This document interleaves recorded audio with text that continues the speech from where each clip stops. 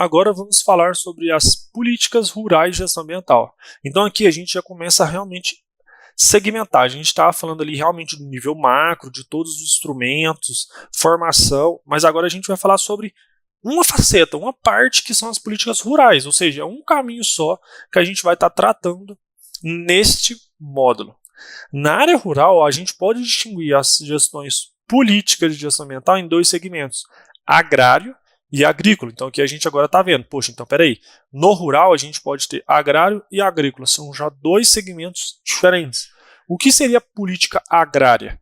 Na verdade, nunca houve uma verdadeira política agrária no Brasil. Os primeiros passos da ocupação foram dados pelos reis de Portugal, doando terras à nobreza como prêmio, ou para convencê-los de vir para a América e tomar posse das terras descobertas pela coroa.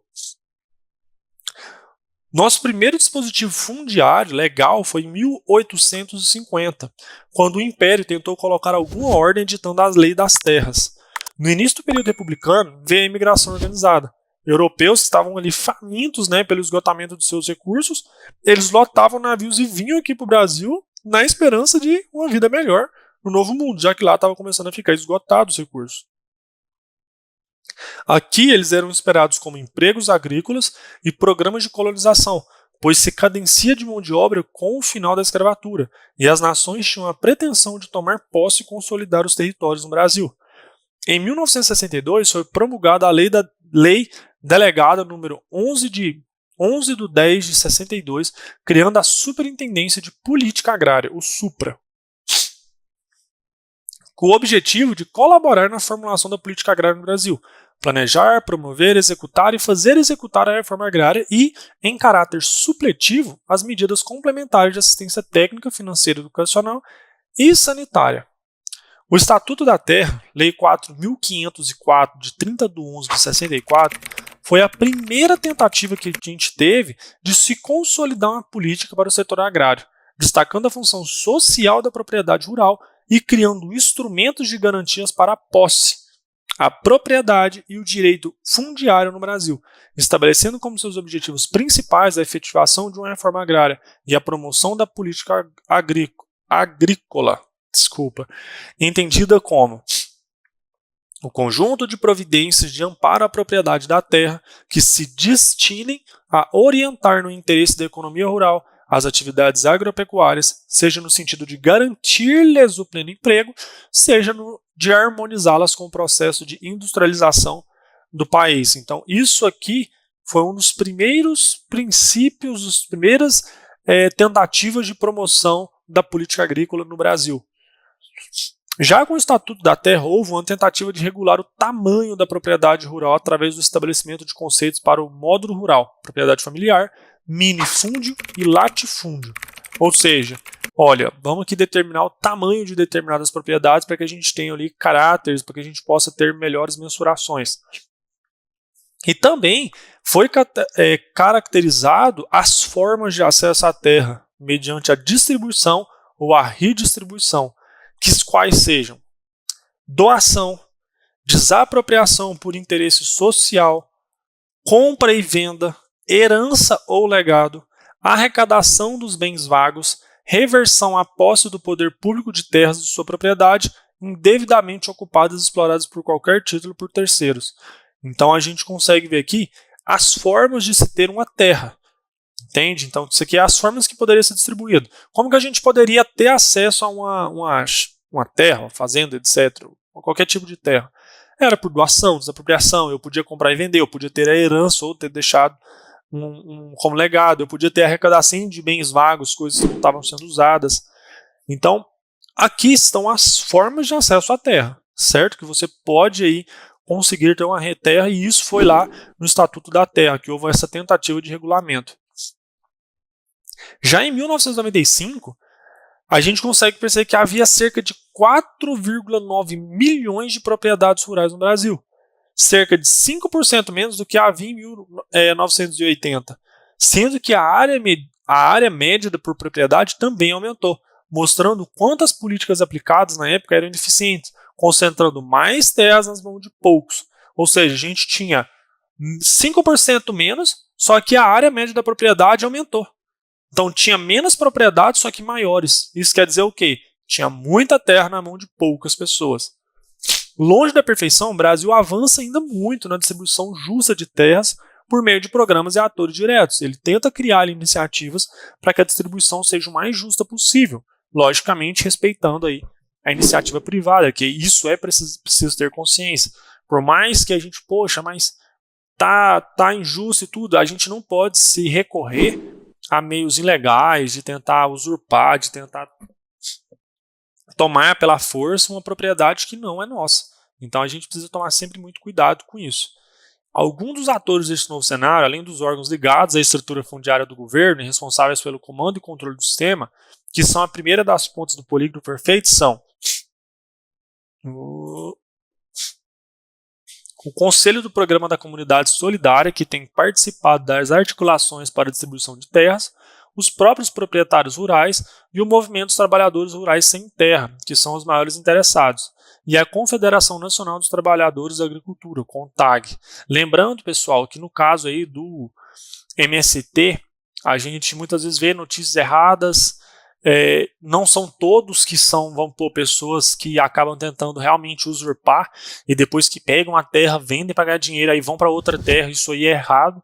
O Movimento dos Trabalhadores Rurais, ele tem as duas faces, acho que como tudo na vida a gente pode falar. Tem um movimento que sim se preocupa em trabalhadores que querem ter um pedaço de terra para sustentar sua família, e tem aqueles que tentam realmente usurpar e acabam se até enriquecendo, tomando terras uma atrás da outra, e aí depois vende, aí toma outra, porque vai banalizando. Então acaba que o movimento em si começa a tomar uma forma que não deveria ser. No início talvez não era isso, mas hoje tomou uma forma que não é tão interessante para toda a sociedade, né? Mas a gente precisa ter essa noção de que muitos dos trabalhadores rurais sem terra, eles só querem ter uma terra para que possam sustentar suas famílias. Infelizmente hoje parece, né, devido a tudo que a gente vê, ser uma minoria. Mas todas essas políticas e iniciativas formam um pentágono com 5 pontas, formando o que a gente chama aí de política fundiária do Brasil, como nessa imagem aqui a gente pode ver. Então a gente vê os proprietários rurais lá em cima, do lado direito os técnicos e cientistas rurais, abaixo os órgãos financiadores, do lado esquerdo embaixo o governo e do lado esquerdo administradores rurais. Então isso aqui são as 4 pontas da política fundiária brasileira. A gente consegue ter todos esses agentes aqui, todos esses atores diretamente ligados. E agora a gente vai tratar um pouco aí da política agrícola, que é o outro segmento, né? Em paralelo ao desenvolvimento da política fundiária, a política agrícola ela foi responsável pela explosão desenvolvimentista com a borracha, cacau, cana, café e mais recentemente o da soja. Porém, no mesmo tempo que gerou um crescimento das economias regionais, ela acaba deixando um rastro ambiental muito grande por falta ou por negligência em relação às políticas de gestão ambiental já citadas anteriormente aqui nesse documento, nesse curso. Porque ao mesmo tempo, poxa, não, vamos crescer, época da borracha, época do cacau, cana, café, são épocas que, nossa, existe uma explosão, o PIB aumenta, toda a economia gira, porém, como existe uma desapropriação de terras, destruição de floresta para que faça campos, tudo isso acaba deixando, infelizmente, um rastro ambiental muito ruim. A estrutura da política agrícola atual está centrada no Estatuto da Terra e na Lei da Política Agrícola. Esta última, né, sendo a Lei da Política Agrícola, com um capítulo sobre questões ambientais a serem consideradas no meio rural, que a gente vai poder ver aqui a seguir. Lei número 8.171, de 17 de janeiro de 1991, dispõe sobre a política agrícola, publicado no Diário Oficial da União de 18 de janeiro de 1991. Então aqui, eu não vou ler tudo para não ficar realmente maçante, porque aqui é fácil o entendimento, então aqui, poxa, capítulo 6, da proteção do meio ambiente e da conservação dos recursos naturais, artigo 19, o poder público deverá integrar em nível de governo federal, os estados, o Distrito Federal, os territórios, os municípios e as comunidades na preservação do meio ambiente e conservação dos recursos naturais, ou seja, o poder público tem que ter uma integração entre federal, estadual, municipal e as próprias comunidades para que a gente possa preservar e conservar os recursos naturais. Então, acredito que aqui vai ser bem fácil de você entender, você pode pegar tanto na apostila ou parar o vídeo aqui para que você possa tomar nota, mas só para a gente não ficar se estendendo e não ser redundante aqui, tá bom? No conteúdo da Lei 8.171/91, destacamos os artigos 20, 22 e 26, onde se reforça ideias importantes, sendo elas a bacia hidrográfica como unidade territorial de gestão ambiental, o manejo racional dos recursos naturais e a preservação ambiental, como também a necessidade de planejamento das ações ambientais nas atividades agrícolas, ou seja, toda atividade agrícola ela precisa ter ali um planejamento se o impacto que ela vai gerar e como que a gente pode diminuir esse impacto e como que a gente pode preservar cada vez mais. Destacamos aqui outros importantes artigos relacionados ao âmbito de proteção ambiental, você pode ver a seguir. Então aqui de novo, não vou me estender lendo porque vai ser redundante, porque não exige tanta explicação. Vamos pegar aqui o artigo 102. O solo deve ser respeitado como patrimônio natural do país. Parágrafo único. A erosão dos solos deve ser combatida pelo poder público e pelos proprietários rurais.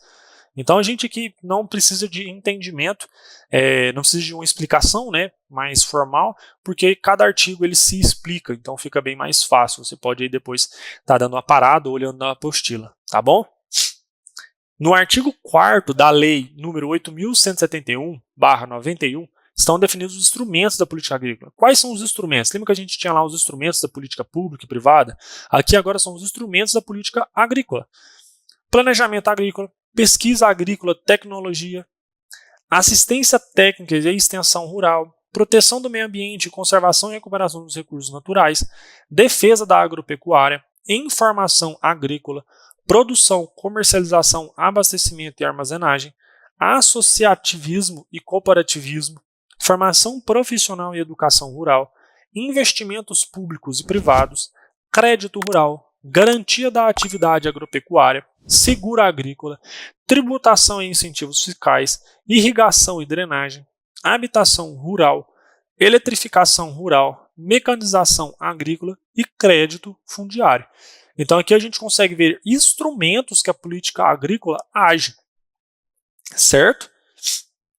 O Conselho Nacional de Política Agrícola, CNPA, é instituído no artigo 5º da Lei 8.171/91, sendo vinculado ao Ministério da Agricultura e Reforma Agrária, o MARA, com as atribuições de orientar a elaboração do plano do safra, propor ajustamentos ou alterações na política agrícola e de manter o sistema de análise e informação sobre a conjuntura econômica e social da atividade agrícola. Tudo isso para integrar o CNPA como órgão executivo. É prevista a Secretaria Executiva que deve contar em sua estrutura funcional com as câmaras setoriais especializadas em produtos, insumos, comercialização, armazenamento, transporte, crédito, seguro e demais componentes da atividade rural. É função também do MARA, né, que a gente pode ver aqui, que é o Ministério da Agricultura e Reforma Agrária, instituir o Sistema Nacional de Pesquisa Agropecuária sob a coordenação da Empresa Brasileira de Pesquisa Agropecuária, a Embrapa, e em convênio com os estados, o Distrito Federal e os territórios, municípios, entidades públicas e privadas, universidades, cooperativas, sindicatos, fundações e associações. A assistência técnica, ela é a extensão rural, tem como objetivo viabilizar com o produtor rural, suas famílias e organizações, soluções adequadas, né, para seus problemas de produção, gerência, beneficiamento, armazenamento, comercialização, industrialização, eletrificação, consumo, bem-estar e preservação do meio ambiente. Então essa assistência técnica e extensão rural, ela quer ajudar a essas pessoas terem um sistema, todo o sistema de produção, de gerência, de armazenamento, etc., que sigam regras de política ambiental para que tudo seja feito da melhor forma possível, visando a proteção dos recursos naturais. O Sistema Unificado de Atenção à Sanidade Agropecuária objetiva a defesa agropecuária através da promoção da sanidade das populações vegetais, saúde dos rebanhos animais, idoneidade dos insumos e dos serviços utilizados na agropecuária, identidade e segurança e higiene sanitária de tecnologia dos produtos agropecuários finais destinados aos consumidores. O sistema de informação agrícola deve ser mantido em conjunto por todos os níveis da administração e servir de apoio ao planejamento rural. E os estoques reguladores estratégicos devem ser mantidos pelo poder público com o objetivo de garantir a compra do produtor na forma da lei, assegurar o abastecimento e regular o preço do mercado interno. Ou seja, o governo ele tem sim estoques reguladores que a gente fala, que, por exemplo, estoque de milho, estoque de sementes, para que o mercado, para que ele possa regular o mercado de forma própria. Poxa, está subindo aqui, ele tem ali um estoque regulador para que o mercado não se vamos pôr, não se finde, né? Não se destrua sozinho. E alguns programas especiais do governo federal também são considerados muito importantes, principalmente por procurar beneficiar o pequeno produtor rural, que muitas vezes é negligenciado, né? Ele é esquecido. Alguns programas conhecidos que objetivam auxiliar o pequeno produtor rural são Pronaf, Proger Rural e a Previdência Rural. De outro lado, com algumas implicações ambientais, existe uma forte pressão proveniente de alguns setores da sociedade pela implantação de um Programa Nacional de Desenvolvimento de Agroecologia. A agroecologia é uma metodologia de produção rural sustentada, baseada no equilíbrio entre a capacidade de uso do solo, sistemas de cultivo sem uso de produtos químicos, técnicas de manejo preservacionistas e economia de recursos ambientais. Algumas modalidades de produção em agroecologia são a permacultura, que trata-se ali do cultivo de espécies de ciclo longo com espécies anuais, consórcio de frutíferas como o cacau com espécies florestais e a fruticultura orgânica, sem agroquímicos, e a agricultura orgânica. Então são modalidades de produção que englobam esse método de agroecologia, que eles visam um cuidado ainda muito maior do que os cultivos convencionais, né, os mais normais. Eles visam sempre ali, como a permacultura, você coloca espécies ali totalmente diferentes, seja de longo prazo, com espécies anuais.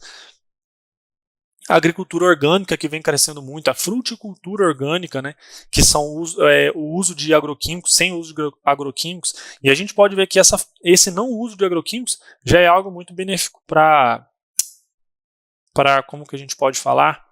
Para os recursos naturais, né? Porque o uso de agroquímicos, ele polui o solo, ele degrada e acaba que esses podem ir para o lençol freático e para as águas. Então, esse uso, o uso coordenado ou não uso de agroquímicos já ajuda bastante a proteção ambiental. Embora exista alguns estudos e projetos em andamento no Brasil, tanto da iniciativa privada quanto governamental, ou seja, pública, a produção dos chamados alimentos orgânicos ainda é muito pequena e não existe uma política específica para isso no Brasil, certo? E agora a gente vai falar sobre como que a política de gestão ambiental ela age, como que ela é aplicada na recuperação de meios físicos que já foram degradados, certo? Então até a nossa próxima aula, um grande abraço e tchau!